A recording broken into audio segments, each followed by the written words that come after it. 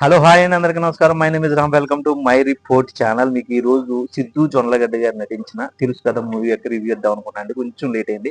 But ఈ review అవ్వాలంటే కొంచెం ఆలోచించండి. స్క్రిప్ట్ ఏంటి, స్క్రిప్ట్ నాలెడ్జ్ ఏంటి అని.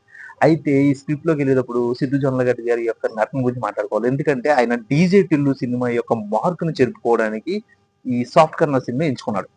ఇందులో ఈ కథకు వచ్చేసేటప్పటికి ఆయన ఎలా మారిపోయాడంటే, గతంలో రవితేజ గారు అనుకుంటా 'ఈడియట్' అండ్ 'అమ్మ నాన్న తమ్మిన అమ్మాయి' చేసేటప్పుడు అతను మార్క్ మార్చుకోవడానికి ఈ అబ్బాయి చాలా మంచోడు, నా ఆటోగ్రాఫ్ స్వీట్ మెమరీస్ లాంటి సినిమాలు చేస్తూ ఆయన ప్రేక్షకులకి అండ్ ఫ్యామిలీ ఆడియన్స్‌కి దగ్గర అవ్వాలని చూశారు. అలా ఈయన మార్చుకునే పందాలో ఇది 'చిరునవ్వుతో' సినిమా యొక్క ఫ్లేవర్ అండ్ దాని యొక్క కథ యొక్క సబ్జెక్ట్ యొక్క డామినేషన్ ఎక్కువ కనిపించింది.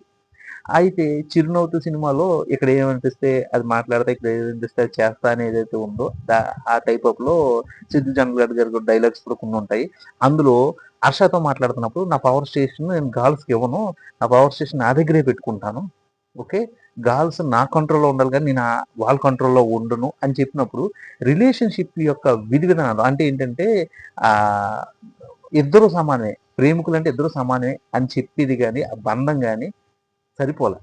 అది స్క్రిప్ట్‌లో చిన్న మిస్‌ఫైర్. అదేమైందంటే 'చిన్నోతు' సినిమాలో వేణువు గారు కనిపించలా. ప్రకాష్ రాజ్ గారు కనిపించారు. ప్రకాష్ రాజ్ గారు కూడా కొన్ని సీన్స్ ఉంటాయి 'చిరునవ్వుతో'లో. అదేంటంటే నాకు నచ్చినట్టుగా మీరుండాలి గానీ మీకు నచ్చినట్టుగా నేనుండని చెప్తాడు.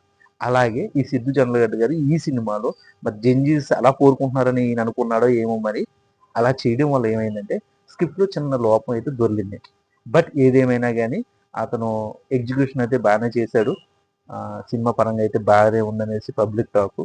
ఇలాంటి స్క్రిప్ట్‌లు ఎంచుకునేటప్పుడు ఇంకొకసారి రీచెక్ చేసుకొని సిద్ధు జొన్నలగడ్డ గారు ఎంతసేపు ఆహ్, ఆయన యొక్క డీజెటిన్ మార్కుని చెరుపుకోవడానికి ట్రై చేయడం కాకుండా ఓకే.